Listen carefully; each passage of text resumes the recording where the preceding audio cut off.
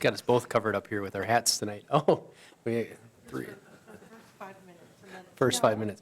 Good evening. I will call the December 2019 Common Council meeting to order. All alderpersons are present. Thank you all for being here this evening, and for city staff and those joining in the audience tonight. Item 3 on our agenda is the Pledge of Allegiance, followed by a silent prayer in lieu of invocation. I invite you to please stand. Pledge allegiance to the flag of the United States of America and to the republic for which it stands, one nation, under God, indivisible, with liberty and justice for all.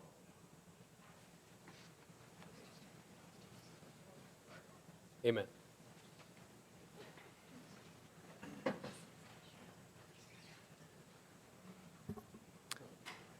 Thank you. Item number 4 on our agenda this evening is the explanation of the visitor's speaking procedure. Individuals wishing to address the body may do so on agenda items appearing before us this evening, in which they'll be invited. Council members may yield time to invite you to the podium to speak to the body. You'll be allowed to speak for no longer than 5 minutes, again, on agenda items appearing before us. Item number 5 on our agenda this evening is reading of the minutes of the previous meeting, attachment number 1 in your packets. Alderpersons, what are your wishes regarding that item? Move to approve. We have a motion by Blazer and a second by, I guess, is there a second? Second by Zerflu. Any discussion on the minutes? Alderperson Rayom? Thank you, Your Honor. Yeah, just a quick note that I'm not questioning minutes. I wasn't present. I was sick last month, but so just that. But on item let's see, Public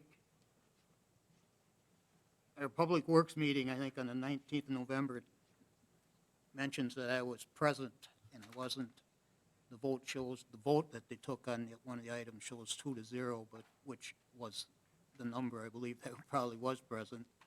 But I believe the minutes state that I was present, but I was not at that. That was the night of the council meeting. A special So Public Works meeting before the Yeah, council so- meeting? Okay. So I wasn't there. So we'll have the, And just a, let's see, number,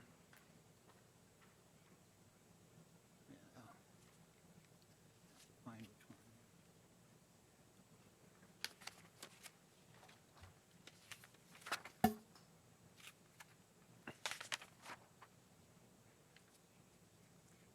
Number 9 of the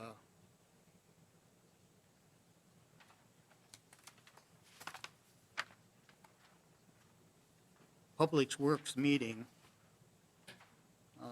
which I was at, but there was that item was held out, and there was a motion to amend an amendment to that motion.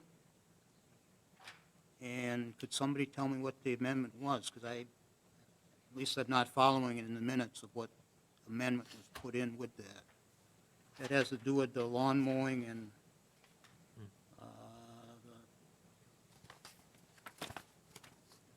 the slope green spaces and that, I believe. Well, maybe I got, no, remember, that is me, though. That's the 19th meeting, I think, too, it looks like. so I believe it's on page 7, at least on the paper copy. Page 8 is the one, I guess, I'm. Or page- So it might be page 10, I'm That's where hearing maybe in your it's packets. It's approving the 2 meetings, the 5th and the 19th there. It's on page 8 there is what I'm reading there, where the motion was. Then there was a requested an amendment to the motion to hold out item 9 from the November 5th meeting. And there was that done, and then there was it looks like, was there an amendment made? Because that's how I kind of read the minutes, that there was some amendment to that motion. And I was just, There was not an amendment to this, to the,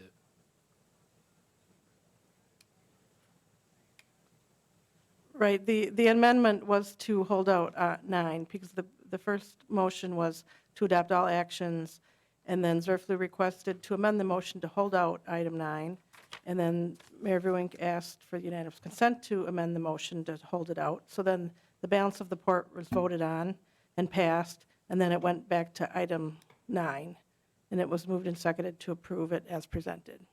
So the amendment was just the holdout of number 9. Is So that? as it's printed there then in the minutes, it was accepted as that. Well, right, and I think the discussion at the time was that it was simply a referral being made. There wasn't any final action on hiring people or anything like that. So yes, it was just accepted as presented, which was basically a referral. Okay. I'll say, and as I said, I wasn't present at the meeting. There would have been some things I disagreed with, but I wasn't here. But as far as I read the minutes, then I just didn't understand this one, but that does clear it up if that's how that goes. I just didn't read it that way. Thank you. Any other requests to speak?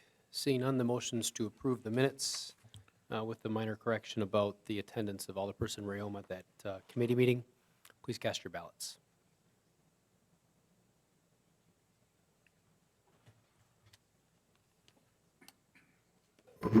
Motion carried, 8 ayes, 0 nays. Item 6 on our agenda this evening is my report. Good evening, council members, city staff, and those here watching from home. The Mayor's Youth Council held a Giving Tuesday event to promote the fundraising for the Aquatic Center in early December. They're also planning winter-themed awareness events to be held in January to promote the winter activities at the center beyond the commonly known summer swim. So be on the lookout for, I believe, a snow sculpture contest, as well as other projects that they're looking to promote, including an event at the River Kings game and a skating event. The Beautification Council is promoting Bird and Tree City with homemade tree bird feeder decorations for the Christmas tree located on the riverbank across from the Tribune Building. Community members can donate bird feeder ornaments to my office or hang them directly on the tree. The council also supported the Christmas tree walk, which concluded its second weekend this past weekend at the museum. The Parks and Rec Commission toured the progress at the Aquatic Center last Friday, where with that project, as far as an update, roofing is being installed in the bathhouse. Work is also being done in the equipment building mechanicals, working on slide installation of the kiddie pool slides, and wood planking on the park shelter. Some of the aquatics theming has also been recently completed, and we continue to offer tours to donors, prospective donors, and others that have requested to view the project firsthand. On Rapids Rediscovered, we continue to make contact with potential owners of property and realtors and fielding questions from builders and contractors on the city-owned properties in that program as well that we're promoting for single-family home development. Recently, I shared with you the news about participating with the University Year program. The University Year Alliance is a multi-year partnership with UW-Madison and Wisconsin communities. The community identifies projects that would benefit from UW-Madison's expertise. Presently, project areas include the arts and humanities, economic development, and community identity or branding. The city, along with other key community entities, are gearing up to embark on local projects that would benefit from the university's expertise, in which we're currently in the identification phase, and I believe there was a communication that was sent to alderpersons about that earlier this week. Held a coffee with the mayor session this last Thursday and last Saturday, and coming up in January the 9th at From the Ground Up, just down the street from here, and one on the 21st of the month. In employee anniversaries and retirements recognition since our last meeting, we had a 5-year anniversary for Sue Bravik, who works in our clerk's office, on December 15th, and a 20-year anniversary on December 20th with Dawn DeSorsi in the Parks Department. So congratulate them and thank them for their service to the city. Encourage residents to tune in to my radio show tomorrow morning at 10 a.m. on WFHR or stream live via your computer. And finally, I wish alderpersons, city staff, and residents a very Merry Christmas and a happy and healthy New Year. Item 7 on our agenda this evening is consideration of appointment of 2020 to 2021 election inspectors. Item A is Democratic Party inspectors, attachment number 2 in your packets. Alderpersons, what are your wishes regarding that item?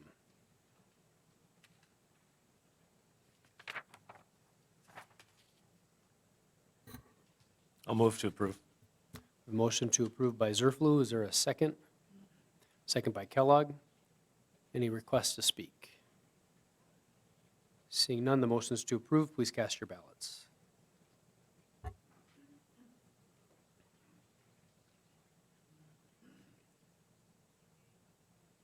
Motion carried, 8 ayes, 0 nays. And it should also be noted that the Republican Party did not submit a list of inspectors for council consideration. Item B, the unaffiliated inspectors nominated by Mayor Verwink. See attachment number 3 in your packets. Alderpersons, what are your wishes regarding this list? Make a motion to accept the list. We have a motion by Koth. Oh, okay. Just 1 second.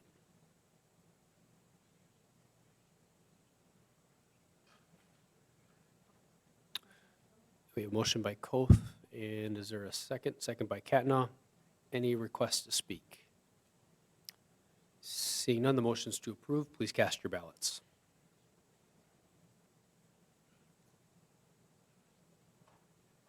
Motion carried, 8 ayes, 0 nays. Thank you. Item 8 is review and consideration of approval of East Side Assessor's Plat number 62 for the block lying between Spring Street and Cherry Street, lying between Riverview Drive and Smith Street. Also, the lots adjacent to the easterly right-of-way of Smith Street between Cherry Street and Spring Street. Attachment number 4 in your packets. Alderpersons, what are your wishes regarding that item? I move to accept. Motion to accept by Kellogg. Is there a second? Second by Kubitschek. Are there any requests to speak? Seeing no requests to speak, the motion is to approve. Please cast your ballots.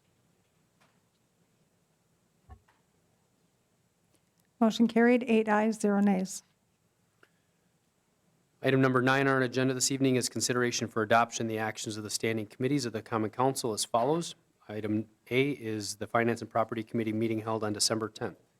Alderperson Koth, the floor is yours. Thank you, Your Honor.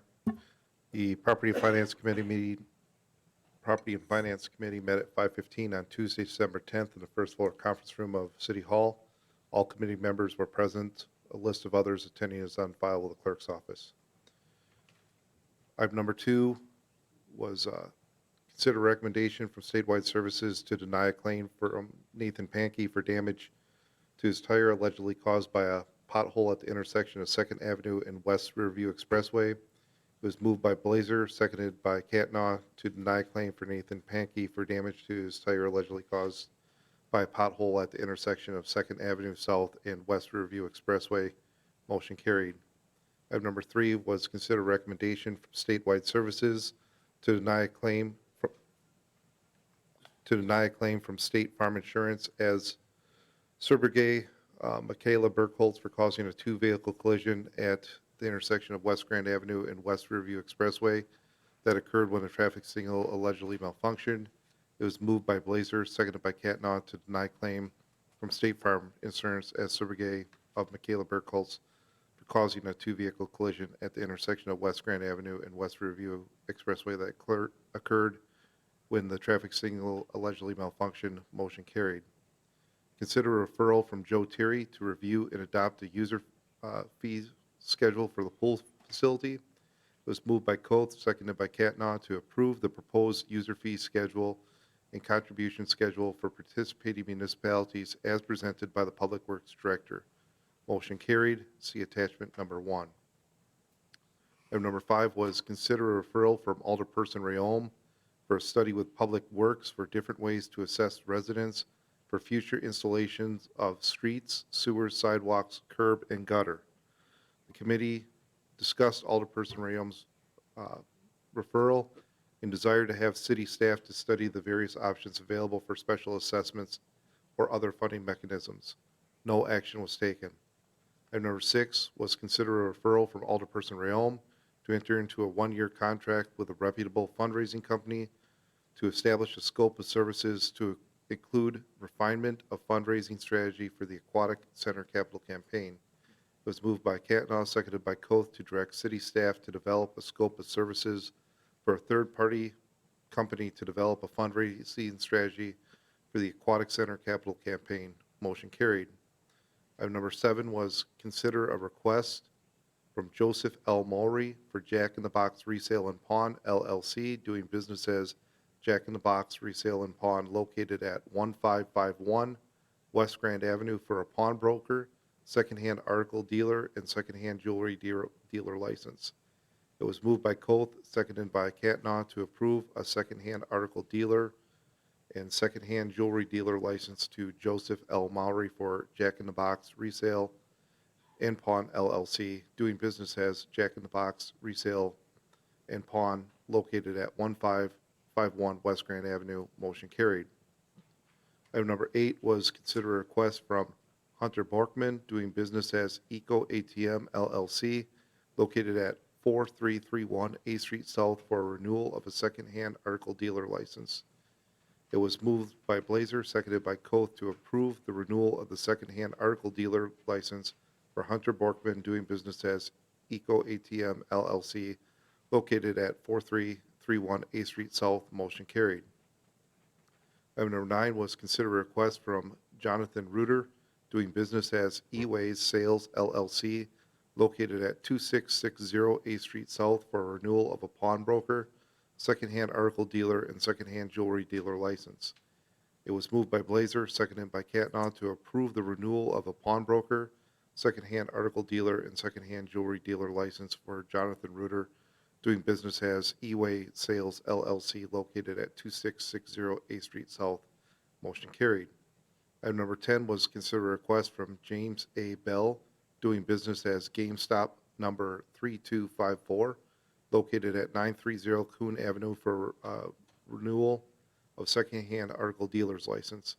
It was moved by Coth, seconded by Catnaw, to approve a renewal of a secondhand article dealer's license for James A. Bell, doing business as GameStop number 3254, located at 930 Coon Avenue. Motion carried. Item number 11 was consider a request from Dolgen Group LLC, doing business as Dollar General Store number 21068, Nicole Griffin Hagen agent, for a Class A liquor license for the premises located at 820 8th Street South. It was moved by Coth, seconded by Blazer, to approve the Class A liquor license to Dolgen Group LLC, doing business as Dollar General Store number 21068, Nicole Griffin Hagen agent, for the premises located at 820 8th Street South. Motion carried. Item number 12 was consider a request from GPM Southeast LLC, doing business as Bread and Butter Shop number 4533, Amber Zuricki agent, for a Class A liquor and Class A beer license for the premises located at 1740 17th Avenue South. It was moved by Coth, seconded by Blazer, to approve a Class A liquor and Class A beer license to GPM Southeast LLC, doing business as Bread and Butter Shop number 4533, Amber Zuricki agent, for the premises located at 1740 17th Avenue South. Motion carried.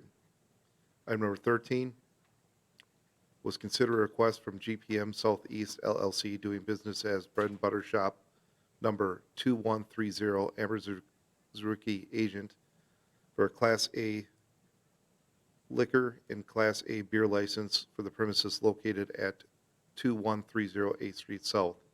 It was moved by Coth, seconded by Catnaw, to approve the Class A liquor and Class A beer license to GPM Southeast LLC, doing business as Bread and Butter Shop number 2130, Amber Zuricki agent, for the premises located at 2130 8th Street South.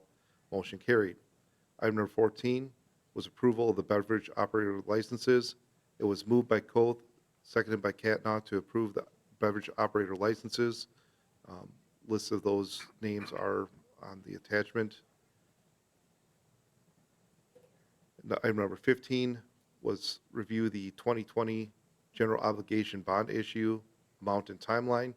Finance Director Tim DeSorcy discussed with the committee the proposed 2020 general obligation bond issue and timeline. The proposed borrowing consists of approximately $4,912,500 general obligation bond and a $995,000 bond anticipation note No action was taken. See attachment number 2. Item number 16 was an audit of the bills. It was moved by Coth, seconded by Catnaw, to approve check number 1500 to 1907. Motion carried. Item number 17 was set next meeting date. The next Property and Finance Committee meeting is scheduled for January 7th, 2020 at 4:45 PM. Item number 18 was adjournment. It was moved by Blazer, seconded by Coth to adjourn, and the meeting adjourned at 6:35 PM. I'll hold here if anyone wants to pull anything out. I'd like to pull number 4. Okay. Anyone else? With that, I will move for a adoption of the report holding out item number 4. Alderperson Rayom, did you have something else you wanted to have? I was just going to make a comment. If I- Okay, well, I'll go for a second. We've got the second by Blazer, motion by Coe, second by Blazer. Go ahead. Just a comment, it's on item, it'd be item 7, it's a new license for a secondhand pawn shop. Just a reminder that at one of the meetings that I did bring up, that there wouldn't be any storage, that'd be allowed to be done outside, that everything was going to be kept inside, and that was agreed to. And then we did get a letter that went along with this meeting that there wouldn't be any taking in and sales of firearms and ammo and liquor and that type of stuff. So that letter, I hope everybody has had and had a chance to see, but also, as I first stated, was that everything was to be kept inside, so that's all.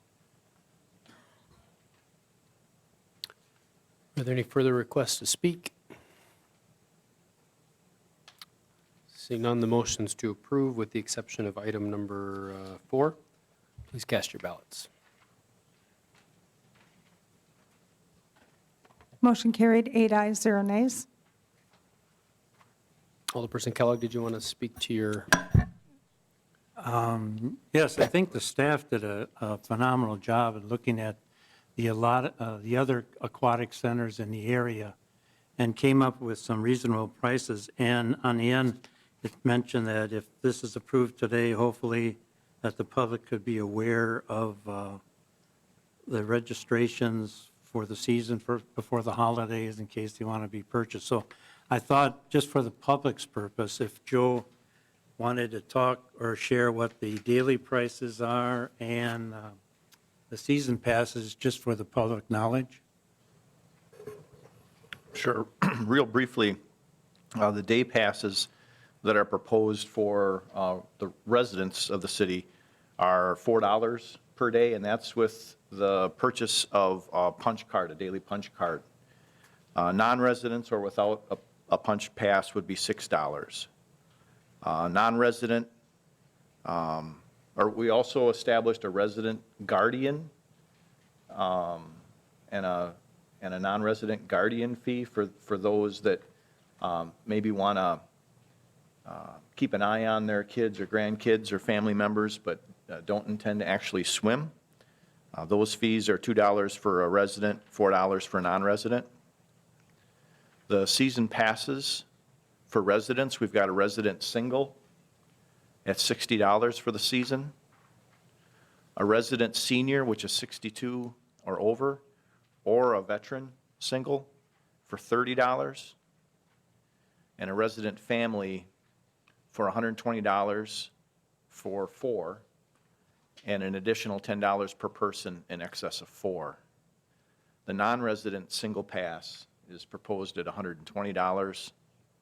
A non-resident family pass is proposed at $200, plus $10 per person in excess of 4.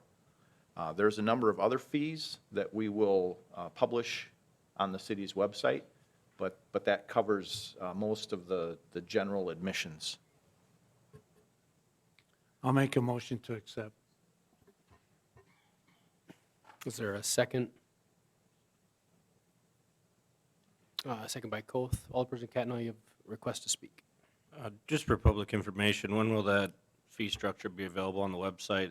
And also, I know we talked about it at the Finance and Property Committee meeting that these may be able to be purchased before Christmas. I know that's pushing it like a week now, but could you speak to that a little bit, please? So I would anticipate in the next week or so, we'd be able to get this fee schedule on the city's website. We don't currently have our system set up for the pool fees at this time, and our staff right now is still working extremely diligently on the paperwork for our FEMA reimbursement from the storm event. That said, I believe we could still essentially write a paper receipt, and if someone wanted to make a purchase, track season pass purchases with a paper receipt, and then take care of the, the formality of issuing the pass once we have that technology established. Other requests to speak? Got a member from the audience that wishes to speak. Someone want to yield their time to Josh? I'll yield time. Alderperson Koth? Come on up, Josh, and if you'd introduce yourself, make sure that the microphone is on. There should be a green button at the bottom of the microphone. Great. And introduce yourself. Thank you. All right, my name is Joshua Shu. I live here in Wisconsin Rapids, and I'm wondering, since I'm a member of the River Cities Clubhouse, we're a clubhouse meant for adults with mental illnesses like autism, PTSD, and what have you. I'm wondering what you were just talking about, aquatic center, that's you're referring to, correct? Okay. What would be the fee for a person with a mental disability or like physical ailment? So the fees as proposed are, the prices essentially vary just based on resident status and non-resident status. And the purpose for that is generally because the local taxpayers are paying a significant amount towards the facility itself. So a local resident would have a cheaper fee for day use. And then non-resident, having not financially participated, would have a higher rate. The only current breakout for reduced fees are for senior citizens or veterans. I heard that, yes. All right. Thank you for your time. Alderperson Catna, you've got or maybe we got to clear it yet. I just had a quick question for Joe, and maybe my memory is not serving me correct, but at the commission level, when we talked about senior and veteran, I understood that being more on the day pass side, not so much on the season pass, and maybe you remember that clearly, or if I don't remember how the committee discussed it that next night after the commission. So. Yeah, so my notes reflected that they were really looking at the season pass structure, and that at the season pass level, senior citizen single and resident senior citizen single and veteran single resident would be at a half price. Okay. And that would not be extended to non-residents or any of the other, the daily rates or anything like that. It was just that season single pass structure for residents. All right, thank you. Alderperson Koth, did you have another request to speak? No, I was just going to yield time, but Okay. Anyone else, any other requests to speak? Seeing no further requests to speak, motions to approve as presented, please cast your ballots.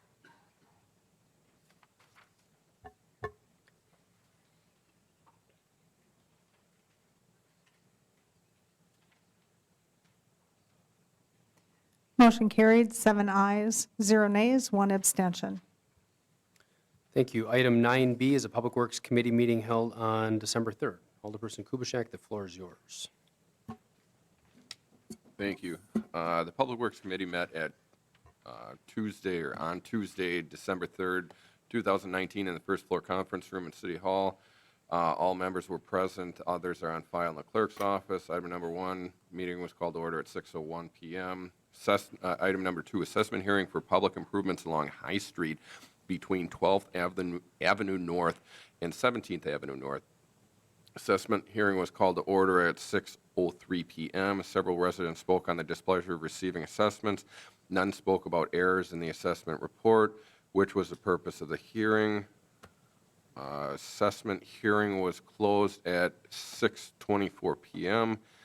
Item number 3, review and consider final resolution authorizing assessments for the installation of public improvements along High Street between 12th Avenue North and 17th Avenue North. Motion by Rayom to approve the final resolution authorizing assessments for the installation of public improvements along High Street between 12th Avenue North and 17th Avenue North. There was no second to the motion. Motion was cast by Virginski to table the item until item number 5 on the agenda was reviewed. There was no second to the motion. Motion by Virginski, second by Kubaschak, was to waive sidewalk assessment costs on High Street and approve the final resolution without sidewalk assessments. Motion carried 2-1 with Rayom voting in the negative. Item number 4, assessment hearing for the public works improvements along 12th Street South between Huntington Avenue and Wood Avenue on the west side of the street. Assessment hearing for the public improvements along 12th Street South between Huntington Avenue and Wood Avenue west side was called to order at 6:39 PM. Residents spoke about assessment policy. None spoke about any errors in the assessment report. Assessment hearing closed at 6:47 PM. Item number 5, review and consider final resolution authorizing assessments for the installation of public improvements along 12th Street South between Huntington Avenue and Wood Avenue. Motion was made by Rayom to approve the final resolution authorizing assessments for the installation of public improvements along 12th Street South between Huntington Ave and Wood Ave. On the west side, there was no second to the motion. Motion by Kubaschak, second by Virginski, was to waive the sidewalk assessments and the cost of the 12th Street and approve the final resolution without sidewalk assessments. Motion carried 2-1 with Rayom voting in the negative. Item number 6, review and update the service agreement with MSA to perform a conceptual study on 1 Mile Creek Ponds. A project update was presented. Item number 7, review and consider approval of design services for the design of West Jackson Street DOT project ID 6999-110878 between West Riverview Expressway and Jackson Street Bridge. Motion by Kubaschak to accept the proposal by Quest Engineering Services, Quest Civil Engineers LLC for the design services for the design of West Jackson Street DOT project between West Riverview Expressway and Jackson Street Bridge. There was no second to the motion. Motion by Rayom, second by Kubaschak, was to accept the proposal by Strand Associates for the design services for the design of the West Jackson Street project between West Riverview Expressway and the Jackson Street Bridge. Motion failed 1-2 with Virginski and Kubaschak voting in the negative. Number 8, the Department of Public Works report was offered a short presentation. The Director of Public Works report was offered. A short presentation was made on the recently completed East Grand Avenue project. Item number 9, review of the referral list. Referrals were discussed. Item number 10, adjourn. Motion by Rayom, second by Virginski to adjourn. Motion carried 3-0. The meeting was adjourned at 8:15 PM. And with that, if I don't hear any other holdouts, I'll make a motion for approval. Are there any requests to hold any items out? Alderperson Rayom? I'd like to hold out items 3, 5, and 7.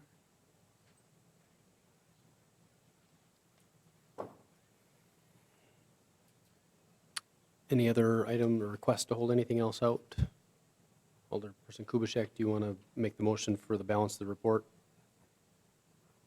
Yes, I'll make a motion for the balance of the report. A motion to approve and a second by Zerflu. Any requests to speak?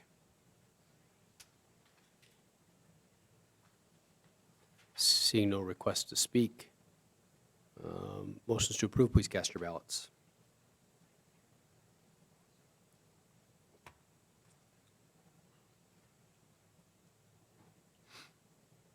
Motion carried, 8 ayes, 0 nays.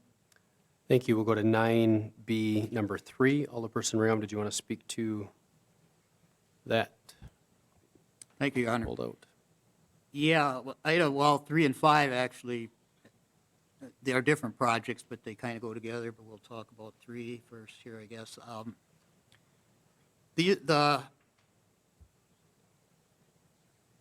guess to start with, the meeting that night, those meetings that, items that night were technically to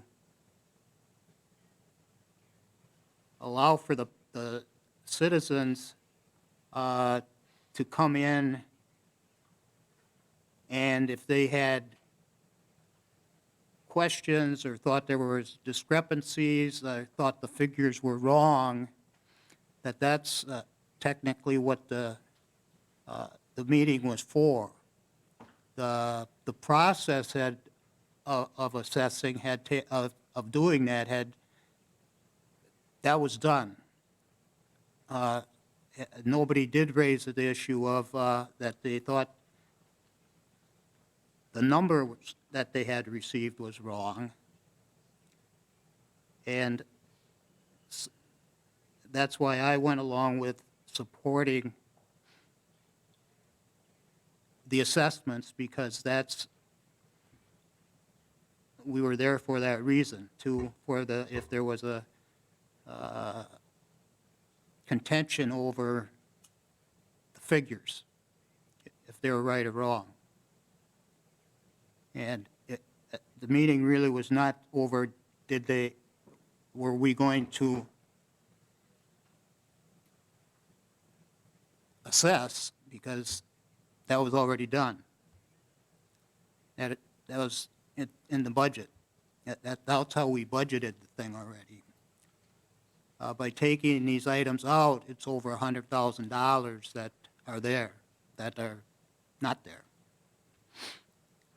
This is, so that's somewhat in a nutshell of where I'm coming from. That I feel that that was not listed on the agenda as that was a of that being done, of rescinding assessing the assessment at all. The meeting was there for them to question, if they had questions over what the amount was that was there. So technically, I think what that was not, nobody raised the issue that I can recall on any of the numbers. There were people who obviously didn't like the assessment. Over all these years, I don't know of too many people that have come in and raised their hand and said, I want to pay an assessment. So it's part of the process, and this was the process had been done, and that's what the meeting was for. And I just think that the council should reverse what the decision that the committee made that evening, and that's to go through with what to put the assessment on the sidewalks, that be put back onto it as was presented, as the citizens along these routes of the bills that they were originally sent, which included that. And so that's, I don't know, Sue, if I can make a motion to do that and then see where we go from there, if that's the proper procedure, because if that's it, I would, and if we're just going to talk about item 3 for this, on this case, that I'd move that we reinstate the sidewalk assessments that were taken out at the Public Works meeting. I have a motion by Rome. Is there a second? Second by Kellogg. We'll move into discussion. Alderperson Virginski, you're first. I think one of the things this council should do is get their act together. Minds have been changed over the years, and I was down the clerk's office. I went through the minutes, a lot of minutes, and I found in there, Tom, where back in 1996, you made a motion that no property owner would be charged for sidewalk if it was an arterial street and if the sidewalk was used to get children to and from school. You made that in 1996, not to charge a penny.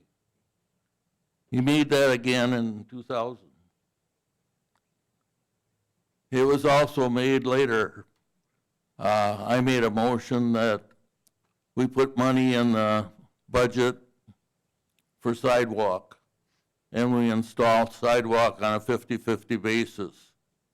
Where it was deemed necessary to get kids to and from school, and where it was an arterial street.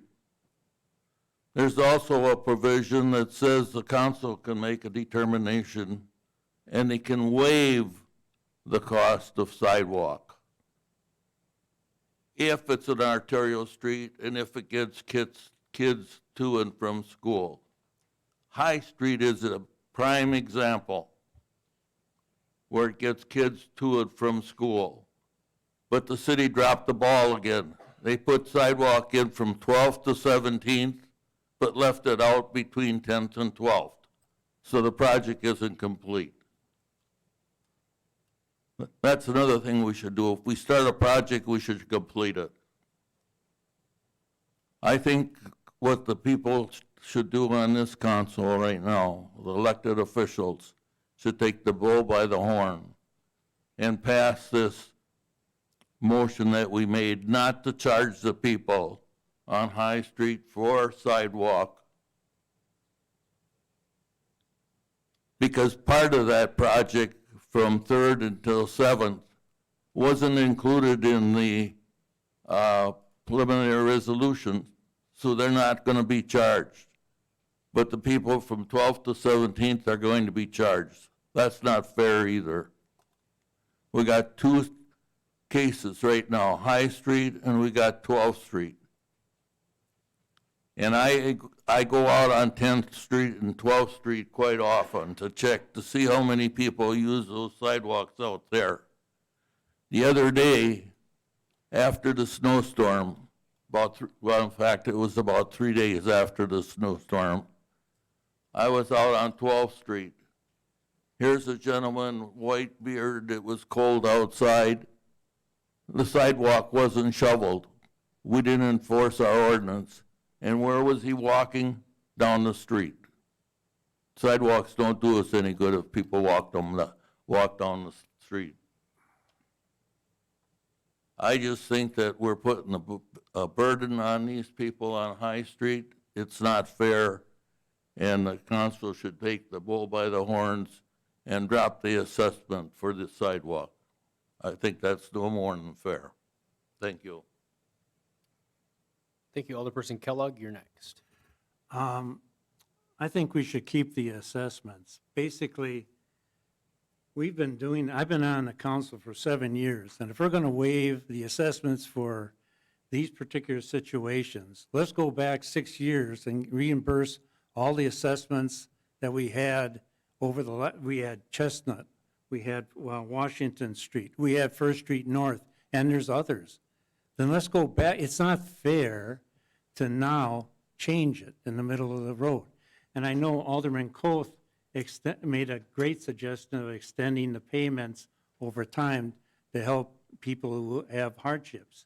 But I am also in an area where I have sidewalks in my area, and I have handicapped people in my area. We put sidewalks in on the west side of town because there was people in wheelchairs that were going up and down the streets, and that's not safe. So I disagree. I think those assessments, they were placed in there should be continued. And if not, then let's go back 7 years and waive and give assessments or refund all those people that paid for sidewalks in the past 6 years, as long as I've been on the council, because I voted for those. Thank you. Alderperson Coth, you're next. I just wanted to see if Joe wanted to weigh in on any of this.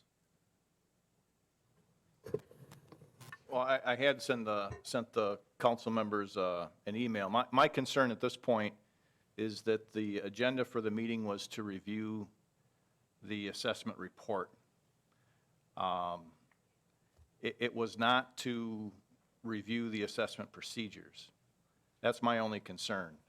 You know, I think the council can review and change the assessment procedures as it sees fit, but in order to do that, I think that we need to notice that as a discussion item at a meeting. I don't think it's appropriate to make a change to council-approved assessments that have been budgeted. You know, it does leave $109 some odd thousand hole in the budget then if we're not going to assess those. And again, it wasn't an agenda item. So those are my only comments. Thanks. Alderperson Kubaschak, you're next. Ms. City Attorney, can you weigh in on that? Because now there's a legal question that's on the floor with this particular issue, and I don't believe that it was improperly done. I don't believe that we circumvented the public's trust by not necessarily having this on there. Who is potentially injured, and with the language on there, does the committee and or council have the ability to move forward? I think so, because no one's being harmed, but if since you're the one with the law degree, I'd like kind of clarification on that. Thank you. Well, I guess there are a couple issues. The first is, what is our policy regarding sidewalks and assessments, and whether we're using the taxing power or the police power. We're using the police power, so we don't necessarily show a benefit to each property, but we have to show that when we figure out how much we're going to charge each property owner, if we are going to, in fact, specially assess, that those procedures, those assessments must be fair and uniform and not arbitrary and capricious. So when we have a situation where you've had a preliminary resolution that states that you are going to assess and how you are going to assess, and you send out notices to those property owners saying this is how we're going to assess, and then you come to consider the final resolution, which I agree is really an exercise in whether the assessments were correct. Was there an error? Was the council applying the procedure, their procedure in terms of like how many feet, front foot assessment, so on? Was that applied fairly, reasonably? And that's really should have been the focus of the Public Works Committee at that point. And I think what the Public Works Committee, what it appears is that maybe they decided they wanted to change the policy, perhaps, and how they're going to treat these assessment hearings in the future, or they decided midstream of this project to change how they were going to assess.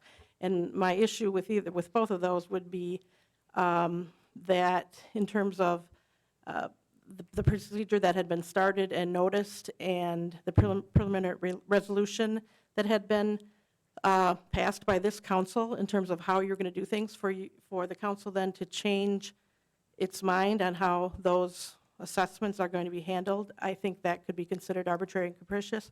I think present property owners and possibly future property owners could point to this and say that we don't uniformly use our assessment procedures.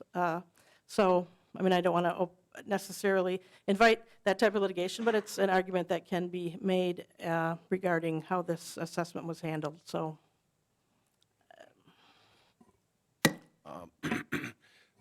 Ms. City Attorney, is this the first time that you're reaching out to the council and saying, because I mean, this would have been, I would have welcomed your legal opinion sooner than right now when we're voting on this. Yeah, I would have welcomed a conversation on these types of things before the Public Works meeting. I'm always available to talk about any questions or things that questions you might have regarding these issues. Mr. Terry put together a memo which does reference my, regarding, I'm concerned, maybe in conflict with public meeting rules, the state's assessment laws, sets precedents for other assessments, both past and future, to be challenged. He basically, after a conversation with him, he outlined that, and I thought his memo was a very good reflection of the advice that I had given him. He goes on to state our front foot assessment method is permissible and reasonable, and its uneven or unequal application is definitely cause for concern. This was sent to all alderpersons Tuesday, December 10th, and yeah, I think that accurately expressed my concern. I guess, and I don't want to make this a debate, but if I get an email or correspondence from an attorney, I'm going to take that with the highest level of concern. I mean, you know what I mean? So if that was the case where, regardless if you had a discussion with somebody else, that's kind of hearsay, and I don't want to get into hearsay and whatever else. But if there's something that comes directly from you, like I said, I'm going to hold that in the highest regard. So if there's, moving forward, if there's ever concern like that, please send us a memorandum, a 2-sentence memorandum saying, hey, I don't think that this is appropriate, or even to the next step, can we even be voting on this? If this is a case where, in your opinion, this is an illegal act by the committee, then it's kind of it moot, right? Well, no, the agenda item is considered the final resolution. The recommendation from the Public Works Committee was to change the resolution somewhat, but the motion on the floor right now is to approve the final resolution, and I have no issue at all with the final resolutions on both of those matters as they were presented at the Public Works Committee meeting. I'm sorry, for clarification, can we, so we can move forward on taking this up right now as item number 3 and item number 5? Absolutely. The agenda item is to consider the final resolution. My concern was the action, if you would take the same action that the Public Works Committee did, that then I could foresee that there might be legal issues with that. And I think that's what was outlined in Mr. Terry's email to you all.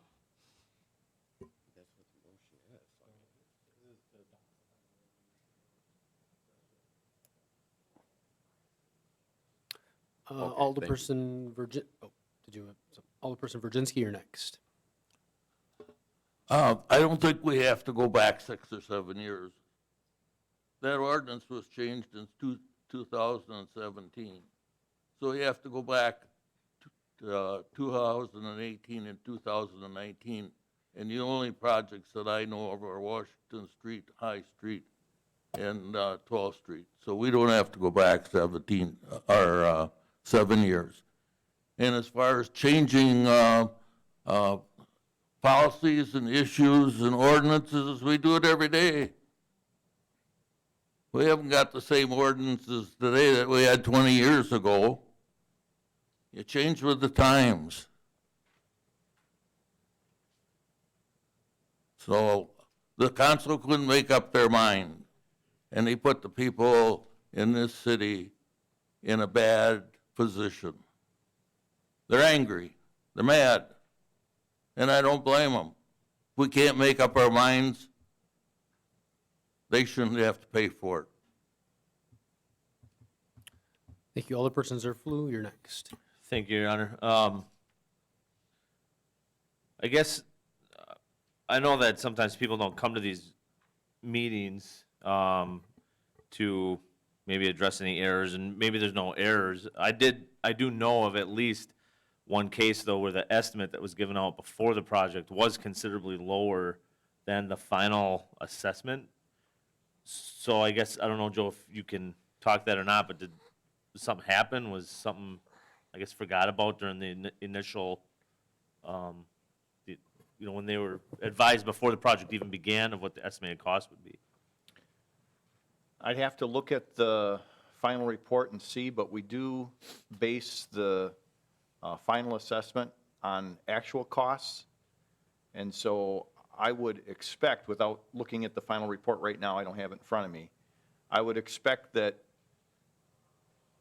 if there's additional costs as compared to the preliminary review, one of two things happened. One is that the unit pricing for some of the installations when the project was bid was higher than when it was estimated at the preliminary resolution stage.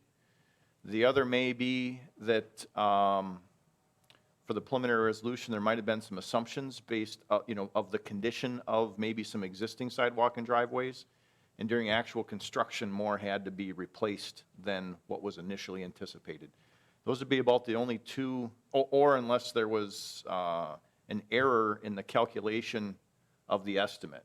Maybe that front footage calculation was incorrect in the estimate. But those are the only three things that I could think of that would result in a significant deviation between the estimate and the actual.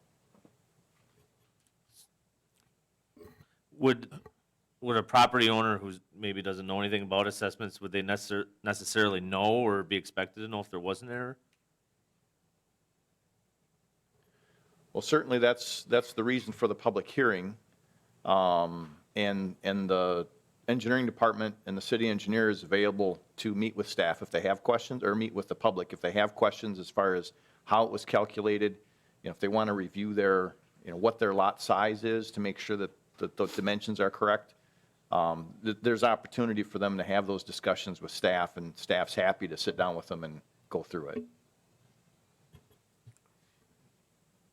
I do have to agree with a couple things that were mentioned, though, as far as the length of time. When you look at 15 years on a $15,000 or $20,000 special assessment, I mean, $1,000 a year can be a big deal for some people, and I don't, we're charging a very small amount of interest anyway. I guess my personal opinion is I don't see why they couldn't be extended, or 20, 25 years or whatever. But the agenda items, when they're written, obviously they're not written for attorneys to understand. They're written for the general public to understand. And I guess the committee's action to me seemed to follow what the agenda item was. I know you already said, Attorney Schill, like, it's legal for us to vote on this, but I guess that's just my opinion on the first comments that were made. So that's all I have. Thank you. Thank you. I guess if there was an issue with the resident, has that resident connected with city staff at all to review that estimate or discuss, make sure it's? She connected with me, mentioned she might say something to you about it. Okay. I haven't heard from anybody. I was looking through the list of names. Yeah, I not think- heard of anybody. There was a lot of discussion prior to the project. I haven't, the final bills, I mean, some people reached out to me, not a great amount though, actually, so. Okay. I was just curious. I can't speak to everyone, obviously. Alderperson Blazer? Joe, what's the percentage of the residents pay for sidewalks? Because I know there's a percentage for street, curb and gutter, and I think sidewalk is a pretty large percentage compared to the other ones. Yeah, sidewalks 100% of the concrete costs. Okay. Yeah, Didn't you say the other night that you thought it would be a good idea to look at this sidewalk assessment issue? Absolutely. I think anytime that there's concern about the methods for how the city charges is a great opportunity to have those reviews. At the end of the day, I think the staff and the public, and probably you as the council, would appreciate embracing the ordinances that we have and having a discussion to either confirm what's in place or change it so that everybody's on the same page, I think is healthy for the community as a whole. I went through page after page in those books today, and we never had any problem until 2017, and now all of a sudden, we got all kinds of problems. So I think your idea of taking a look at it is a very good idea. Maybe some things we shouldn't change, but some things I think we should. Well, I think Alderperson Rayom needs the credit for that. He's the one that made the referral. Further requests to speak? Seeing none, motions to, oh, Alderperson Blazer, sorry. I wasn't done. I just want to give my thoughts. I believe sidewalks are integral to the city. However, I don't believe it's an expense that should be incurred by the property owner fully. You know, we do percentages on streets and curb and gutter, and we need to look at doing that with sidewalks, because the sidewalks are a benefit to everybody in the city, and some of us live in the city for some of those reasons. So, yeah, I struggle with that 100%. And looking at a lot of these bills, it's a burden for people for a very long time. And I've paid my own special assessment on a lot I had, and I didn't enjoy it, but I didn't have sidewalks either at that point. But yeah, I think 100% sidewalks is a little excessive. Thank you. Thank you, Alderperson Rayom. Thank you, Your Honor. Yeah, quickly, I think with what we have in place, how we do things now is that that's why I opposed what the committee's action. That's why I made the motion tonight that we reverse that and that we assess the people. There is it has been gone on, as has been mentioned, a number of years that it's been a question that has been raised at different times and has been discussed. It's been on there to do that, for the assessments, and I just feel that we should follow through with it this time for what the policy is, and that we did it, that the project was constructed with these things, curb and gutter, sidewalk, and that the assessments were going to be, or the people were going to be assessed for that. And so I just feel that that's what the policy is at this present time, and that we should follow that.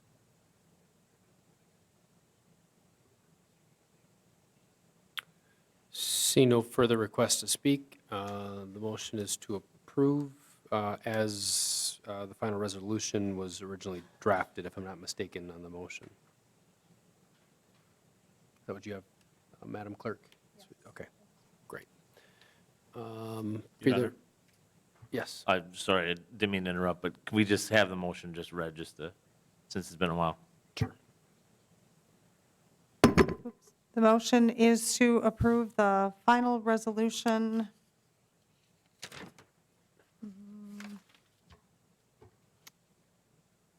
authorizing assessments for the installation of public improvements along High Street between 12th Avenue North and 17th Avenue North.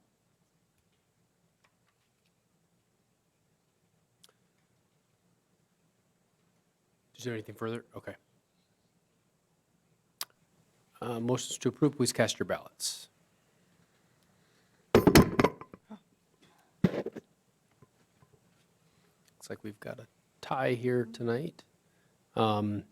So given the city's practice is to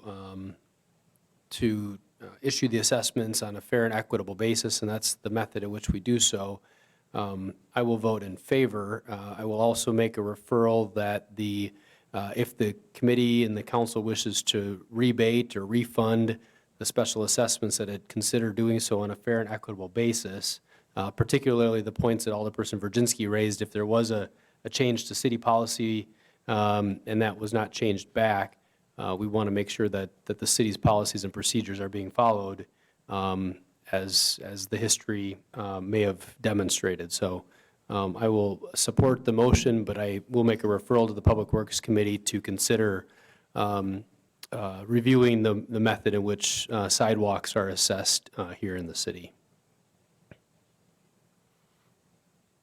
Motion carried, 5 ayes, 4 nays. Alderperson Rayom, did you want to take 9B5 as well, since you requested that item to be held out? Yep.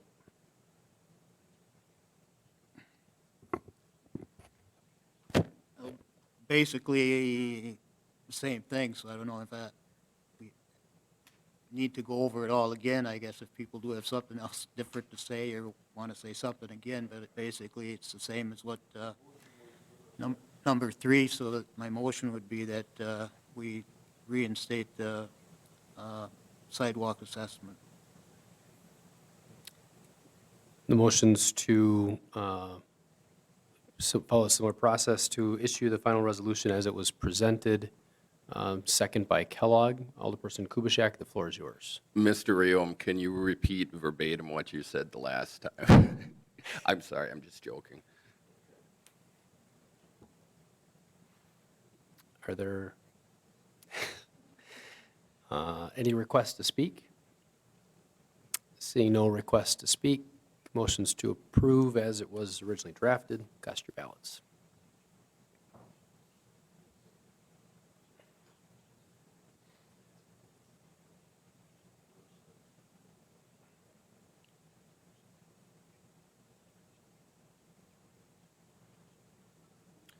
Similar procedure, again, if we're going to consider waiving assessments for sidewalks, it should be reviewed and the same treatment be provided to residents in some span of time, if it's 3 years or 5 years. So again, I'll vote to issue the assessments, but certainly the council can decide what it wants to do with that issue going forward.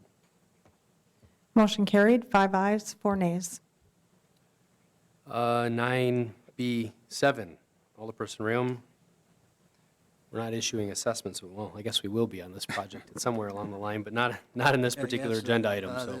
This is it for this report, anyway.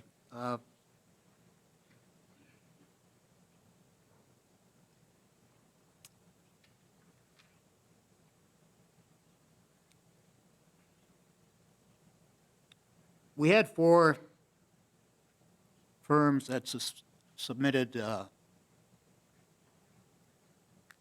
proposals, offers. I would, again, with this, that with the experience that we had with Strand in the past on several different projects, and they've all been completed on time, ahead of time, under budget, I believe, with some, that, and I think that, that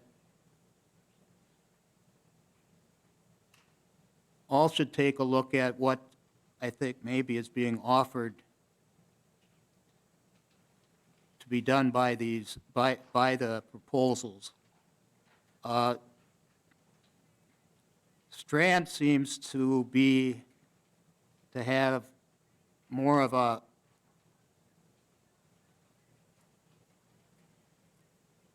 interest in looking at what actually goes on, the amount of traffic that there is, the pedestrian traffic, of doing counts and that, and coming up with ideas of their own to present to the city to consider, which I think is very important. They seem that they're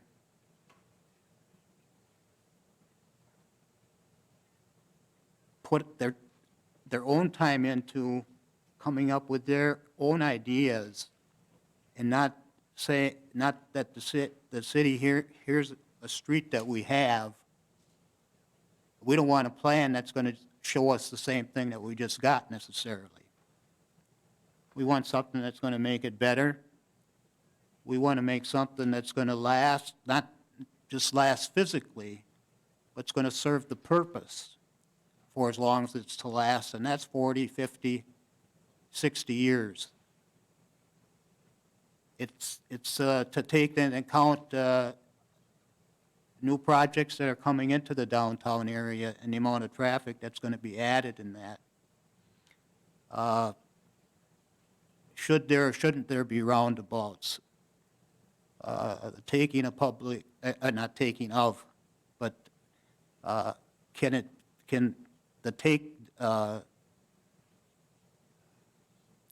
it be done without having to negotiate to purchase other properties or whatever? It just seems, I think, to me that their proposal that they are going to put more, that they would be putting more into it of their own ideas, and not for us to tell them this is what we want, even though in a sense we show them that. But as far as I understand, that they actually did go along with staff, walked the route, talked about stuff, and things, and I just, even though there was from the top to the bottom, there is a drastic difference in cost, but from looking into it, for what they are providing, their costs seem to match up with what number of hours in that are presented and what cost per hour that people would be charging. And so it's even though it is it is the highest cost, highest bidder by, from the lowest by quite a bit. But I just feel that with our experience with them and what they're offering to do, and that I just feel that Strand is who we should really consider to look at. I know that was the motion failed, so there was no firm that was picked out. So with that, Your Honor, before I go any further, I would make a motion that we select Strand and Associates to be for their design services for the West Jackson Street project between West Riverview Expressway and the Jackson Street Bridge. We have a motion to approve the recommendation, or to approve Strand as the engineering firm on that particular project between West Riverview Expressway and Jackson Street Bridge. It looks like there's a second by Kellogg. Did you have anything further, Reom, before we move into the speaking list? No, okay. Alderperson Kellogg. I just wanted, Joe, if you have any more explanation as to why Strand was recommended. I'm not sure if I'll vote for it or not, but just to clear up any comparisons in addition to what Alderman Reom said. So again, I had sent an email out. Some of the strengths there were in the request for proposals. The city was asking for intersection analysis and consideration for traffic. We identified several of the projects that are going on. Strand identified that in their project scope. And we also were looking for innovative ways to design these projects and to save money in the construction. Strand fulfilled that obligation in their proposal. They had several suggestions that could substantially save time and costs and improve safety. One of the suggestions in their proposal, if a roundabout is selected, could eliminate the purchase of right-of-way altogether by innovative design. The cost that was proposed is in line for this scale of project. It was less than what the East Grand project is, but the scale is also slightly less. So the costs seem to be in line.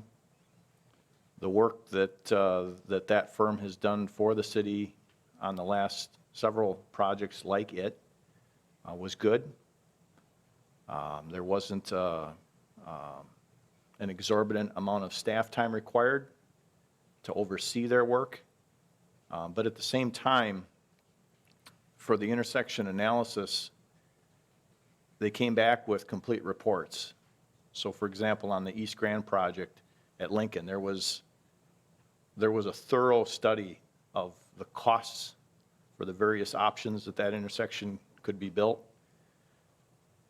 the level of service that all of those options would provide. It was very clear and concise, and it allowed the city to make a wise decision there. And that was included in this proposal as well.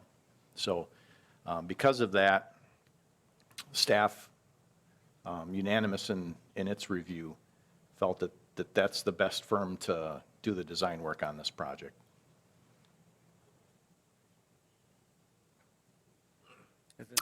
Alderperson Kubaschak. And then we've got somebody in the. Thank you. Just to catch the rest of the council up to speed, because it's not in the council packet, there were four engineering firms that submitted this, and I'm not seeing it anywhere else kind of discussed. And the reason why we're kind of talking about this, why I guess it isn't a rubber stamp, because we're not talking about the lowest bidder, and we're not talking about a couple $1,000s.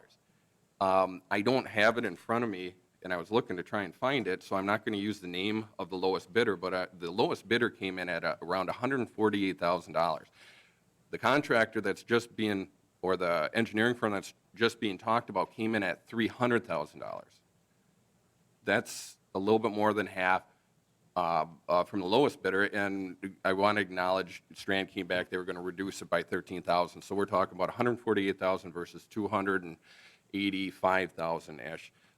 And if we're looking at cost savings, right there, engineering firms, an engineer, why couldn't the lowest bidder do it? They had the same exact document, and if it's a case where this Strand does stuff on their own time, their proposal sure doesn't really show that. And it's really interesting, too, because this is an opportunity for cost savings, but yet we've got a room full of people who are burdened with up to $14,000, $15,000 in assessments. So this is where that money can come from our treasury. If we're so worried about finding money for the budget, right here, $150,000. So as far as I'm concerned, I'm going to vote no on the motion to approve Strand, and I will subsequently, if it fails, make a motion to approve the lowest bidder on this particular thing. Thank you. Thank you. And I think there was somebody from the audience. Josh, did I see your hand go up? Does somebody want to yield time? Alderperson Blazer, come on up. Do I need to say my name again? If you could, yeah. Okay, once again, my name is Joshua Shu. I live here in Wisconsin Rapids, and I'm interested in this whole, you were talking about a roundabout at East Grand and Lincoln Street, yes? Okay, then what is this about some, how do you want to word this? The street improvements, is that right over here by the River Block building? Right, so I think Joe might have been referring to the Yes. previous project at East Grand that was constructed, that there was a roundabout being considered, but it was not the ideal or recommended option. I think the roundabout in this project is being explored either at West Grand or at Fourth Avenue, over by closer to the mill. Okay. Thank you. Both the roundabouts, I know they all sound very safe, but I'm not so sure about that. No offense, Mr. Terry, but I've seen people just fly through roundabouts without a care in the world. They're in a hurry, like either on their cell phones or what have you. But I don't like them too much. I'm sorry, Mr. Terry. I hope you will be understanding, because as a bicyclist, when someone's going through a roundabout and you're watching where you're going, but they're not, they're just gonna fly through you and slam right into the back of you. I'm not sure if there are any bicyclists in this room, but I'm one of them, and that's kind of scary. Been hit on a bike several times in the past 14-some years. What can you do to alleviate the danger that I'm speaking to? And I think to answer your question, the request for proposals was asking firms to tell us what the most safe and efficient design of those intersections was. So maybe it's not a roundabout, maybe it's more of a traditional intersection. So I think to answer your question, that's what the city asked the firms, and ultimately what the council is considering here is who they're going to select to decide or to design the actual corridor improvements along West Jackson down to the river block. Okay, thank you. Why are there two cost differences in this at all, if I may ask, Mr. Kubishak? What was that? I apologize, I didn't hear your question. That's right.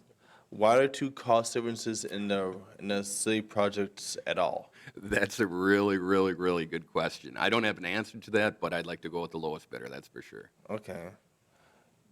That's always good to save the city money, but is it always the lowest cost that is the safest option for us? I don't know. I'm sorry. That's all I got. Anyone have any comments? All right, Alderperson Blazer's going to take his time back. Thanks, Josh. I won't need it all. I agree with Mr. Kubaschak. I looked through the proposals, and obviously I'm not an engineer, but they're close in hours. You know, there are some varying differences, but I also am concerned about the $150,000 or over $100,000 difference. You have a group of three that are much closer together, and then you have this one way out there, and that concerns me. I think we need to watch our budget and watch where we're spending. Thank you. Alderperson Zerflu, you're next. Thank you. The first motion that was made was not seconded, and then the motion in the minutes failed. I'm going to vote against this. I would vote for it if the motion was to send it back to the committee. Believing in the committee system, obviously there's no sense of direction to go here, so I'm not comfortable supporting it at this time. That's not anything against Strand, of course. It's just how the process has gone so far. Alderperson Rayom, you're next. Yeah.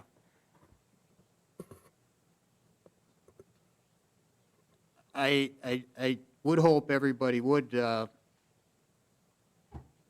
look at what the proposals are, what it entertains, and number of hours, and in one case, if number of hours adds up to what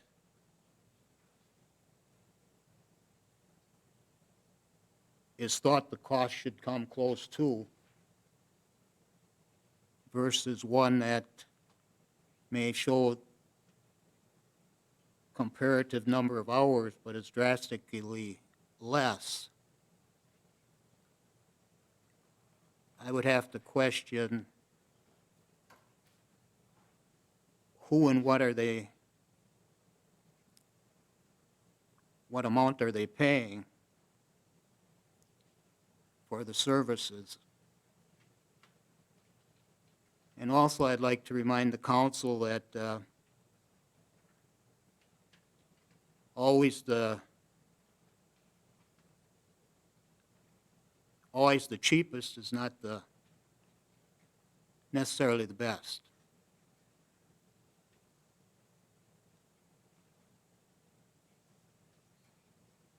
is not the best route to go.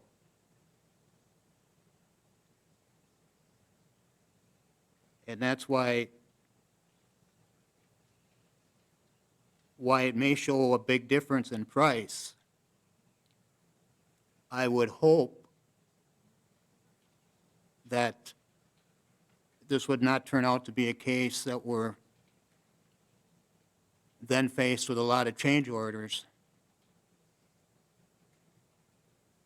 for things that come along that can quickly eat up that $140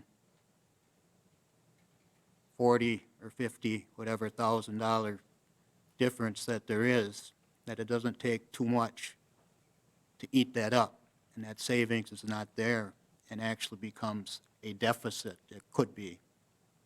So I hope the council would seriously consider and think about that. And again, I think another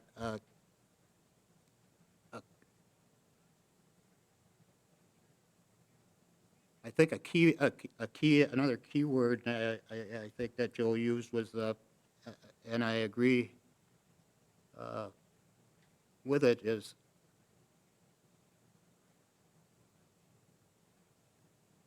innovative. That it seems that they are more interested in designing what they come up with would be the best way to go versus us telling them, and obviously it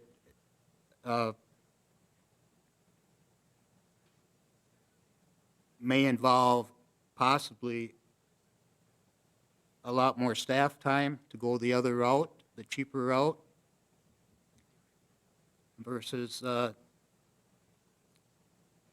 paying that extra money to go the more expensive route. And again, just to say what I said earlier, is that this isn't a project that 3 or 4 years from now, or whenever it be done, so 3 or 4 years after it be done, that, hey, why didn't we do it this way?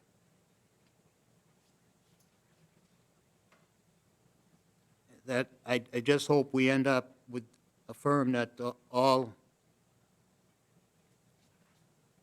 things would be put on the table so that the best options could be considered. Yeah, I want it back, just talking about about that East Grand was,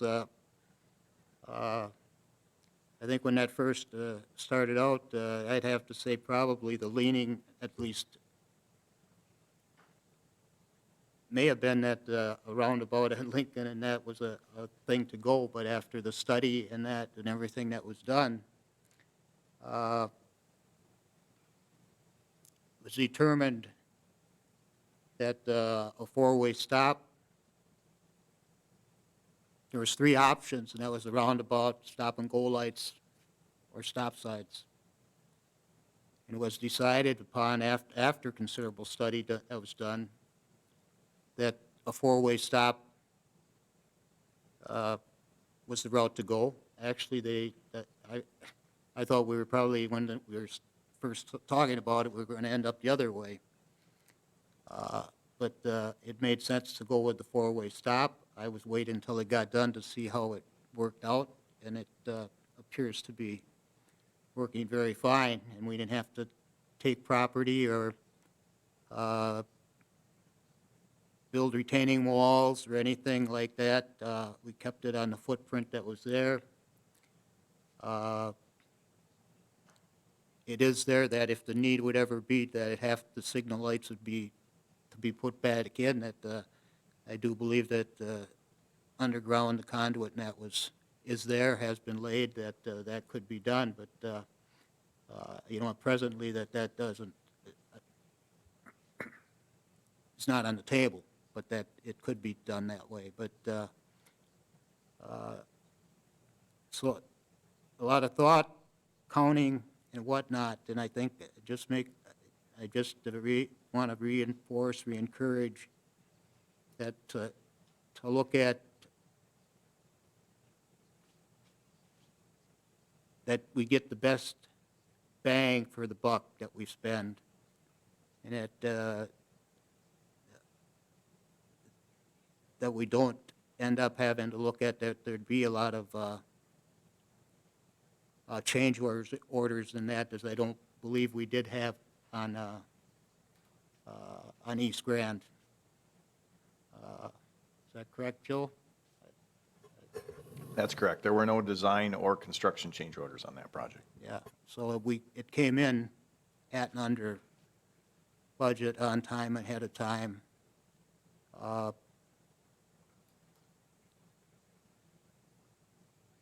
So there again, with that, there's also the track record of having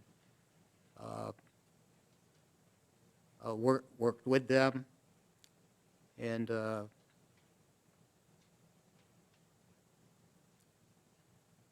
I'll end it at that, but I'll stick with what my motion is, and that's to go with Strand. Alderperson Kubaschak, you're next. Thank you. If we're looking at innovation and we're paying this particular firm to reinvent the wheel in designing streets, I'd rather listen to our residents and our business owners and see what works out best for them, and we can get that information for free. To spend another $150,000 on this, there's a lot of places we can spend $150,000 on. And really, this isn't even talking about construction, because I mean, we'll have to choose the lowest responsible bidder for a contractor.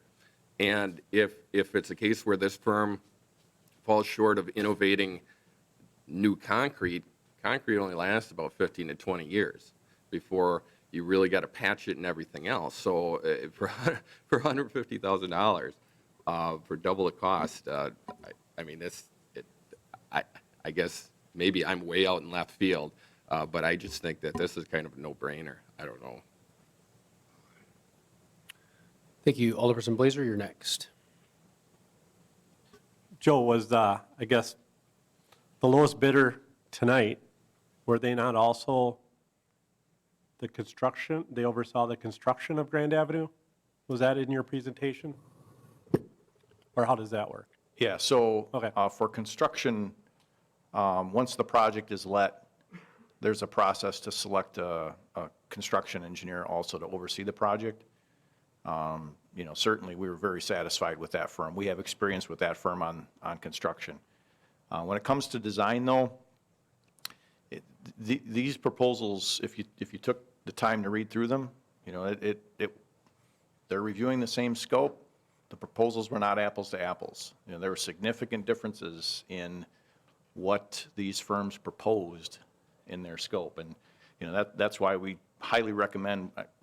Really believe that when you look at the construction cost of a project, having it designed well and designed right really depends on a consultant understanding the scope, and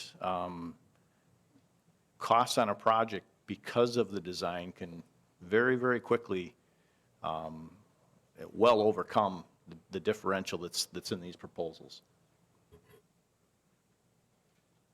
Are there any other requests to speak? For the record, I received a request to meet with one of the firms, one of the 4 qualified firms who happens to be a local firm, and Joe Terry and Joe Eichstead and I met with them last week with their staff to talk through the process and indicate where we were in the process, and ultimately that tonight would be the selection or perhaps the consideration for a selection. Joe, for the record, you didn't receive anything from that firm, an amendment or any follow-up correspondence that would be necessary to be shared here tonight? I did not. Okay, thank you. All right. There's a motion and a second on the floor. It Seeing no further requests to speak, please cast your ballots. And the motion is to recommend or to select Strand, correct? Motion failed, 3 ayes, 5 nays. Thank you. Floor is open for a motion or a request to speak. I'll make a motion to approve the lowest bidder, or lowest proposal, I'm sorry, it's not a bid process, it's a proposal process, there is a slight difference. We have a motion to approve selecting the proposal from Quest Engineering and a second by Blazer. Any requests to speak? Alderperson Rayom, the floor is yours. At that point, I would, there is the motion on the floor, so obviously that's, will take precedent over what I'm going to say, but I would, then from what we did, that we would defeat this and send it back to committee for another look at and to look at what the to go over what the proposals actually are, what they say, and to make that determination of who to go with then after that. So I would ask that either the motion that's there be removed if the person would, or that we would just, or defeat the motion and then that I'd make a motion that we send it back to committee for another look at. Alderperson Zerflu? And I agree with Mr. Rayom on that. I think it would be prudent to send it back to committee. Alderperson Kubaschak? Thank you. I guess what would be prudent is making a decision and moving on. We just spent 45 minutes on this particular item itself and talking about the merits and everything else. And I don't know what else we could talk about at the committee besides not taking up the project. And if that's a case where the committee and or the council is in favor of actually not executing this project, then I would have a reconsideration for that. But I mean, we just beat the dead horse out of this thing. So I think it's prudent we take motion second and approve it and move on, go on to the HR committee? No, what's next? Yeah, HR committee, so, all right, thank you. See no further requests to, Alderperson Rayom? Just one more real quick. I'll just, I think, and Joe, I agree with you, at the point that we're at now, that I think it,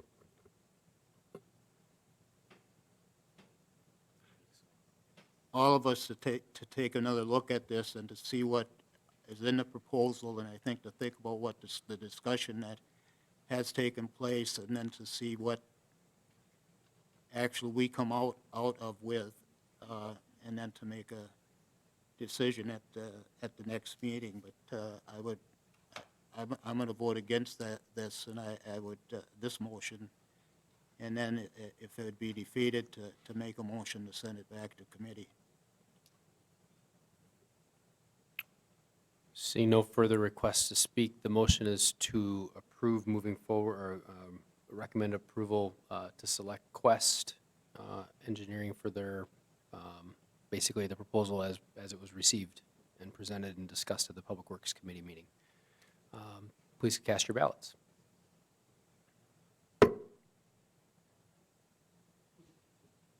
I'm going to vote in the negative because it sounds like there's a lot of consensus that needs to be brought together. I recognize Alderperson Kubaschak's comment about it being sort of litigated and discussed ad nauseum, but I think this is really a critical thing for us to get right. And if the committee has the opportunity to go through the proposals again, it might be the best interest of the council, since there's not clearly any close to consensus on this item.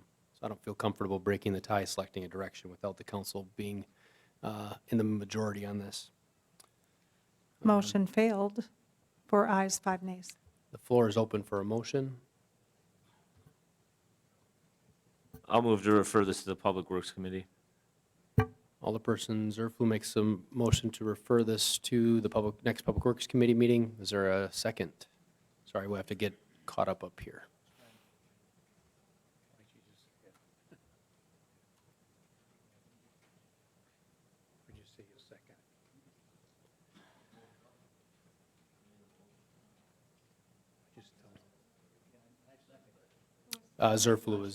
Zerflu and second by Rayom, it sounds like. All right. Any requests to speak? Seeing none, the motion's to refer this to the next Public Works Committee meeting. Please cast your ballots. Don't give me another tie. A record for, oh, I don't have to break that. Motion carried, 5 ayes, 3 nays. All right. Thank you. 9C, the Human Resources Committee meeting held on December 10th, 2019. Alderperson Blazer. Okay, hopefully this isn't as controversial. The Human Resource Committee met at 4:45 PM on Tuesday, December 10th in the first floor conference room. All members were present. The list of others are on file at the clerk's office. The meeting was called to order at 4:48 PM. The first item was consider and approve non-union general employee wages increase for 2020. It was moved by Blazer, seconded by Zerflu to provide a 3% general wage increase for permanent full-time non-union employees commencing January 1st, 2020. That motion carried unanimously. The next item was consider and approve ASME Local 1075 general wage increase proposal and agreement for 2020. It was moved by Zerflu, seconded by Kellogg, to offer a 2.07% increase on base wages for Local 1075 and approve bargaining agreements containing same if ratified by Local 1075. That motion carried unanimously. It was moved by Zerflu, seconded by Kellogg to adjourn. That motion carried and the meeting adjourned at 4:58 PM. Anybody want to hold out anything? All or nothing? With that, I approve or make a motion to adopt the report. We have a motion to approve by Blazer and a second by Koth. Are there any requests to speak? See no requests to speak. The motion is to approve. Please cast your ballots.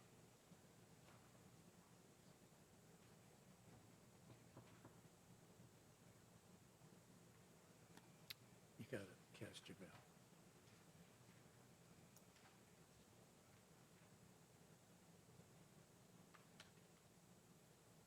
Motion carried, 7 ayes, 1 nay. Item 10, reports of other committees, commissions, and boards, departmental reports. Item A, the McMillan Memorial Library held September 17th, 18th, and November 20th. Item B, the Wisconsin Rapids Fire Department monthly summary for November. Item C, the Wisconsin Rapids Police Department monthly summary for November. Item D, the Southwood County Airport Commission meeting held November 7th. Item E, the Waterworks and Lighting Commission regular and special meetings held November 13th. Item F, the Police and Fire Commission held November 13th and December 11th. Item G, the Wastewater Treatment Commission held December 4th. And item H, the Parks and Recreation Commission held December 9th. Alderpersons, actually, is there, no, that's it. What are your wishes regarding those reports? Alderperson Rayom? I would just like to make a comment, Your Honor, about the C on there, the fire department. Just on their page where it has notes of interest, the department's EMS division, that they'll be busy over the next several weeks as they prepare to submit required material to the Commission on Accreditation of Ambulance Services in an attempt to maintain that status. Our department is one of 2 in the state that are listed as this. And I think that recognition that took a lot of hard work to get to acquire. The department first received this in 2009, and I think it's through over all the years of all the people that have, from different chiefs and different people on the crew in that worked in that department, that of how hard that they work together to put together EMS service that they are able to provide, and where it also says that, about this being an intense process, however, they believe that, we believe, the fire department, that it's worth the effort to validate the service and pre-hospital care that they provide to the communities in our coverage area. So it's not even just in Rapids itself, as we are called outside of that, but I just wanted, as I read through these, they're all the reports are, of interest in that, but I just wanted to, this evening, to point that out because of the service. So sometimes we, could be the PD or something, whichever. In this case, it's one that just stood out in my mind or in my eye that when I read these was of this service, and that they're looking to be be reaccredited with this again, with this, to keep this status and what's of what it is, but then as it's in there that of one of two in the state. So it is quite an honor and a thing that we do have, that this department provides to our community and surrounding communities. So, thank you. Thank you. Thanks for the mention on that. Any other requests to speak? See none, I'd entertain a motion. Make a motion to accept the balance of the reports. A motion by Koth. Is there a second? Second by Katnaugh. See no further requests to speak. Motions to approve, please cast your ballots.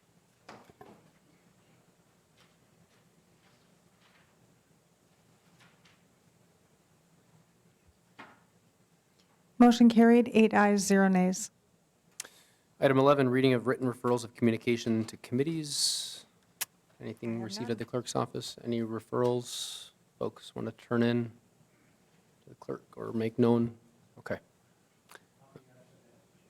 That's right. Alderperson Kellogg is not going to be with us in January at our meeting. All right, so I'd entertain a motion to adjourn. Got a motion by Zerflu. Is there a second? Second by Koth. All in favor? All right, stand adjourned. Thank you all for being here. Have a very Merry Christmas, and we'll see you next year.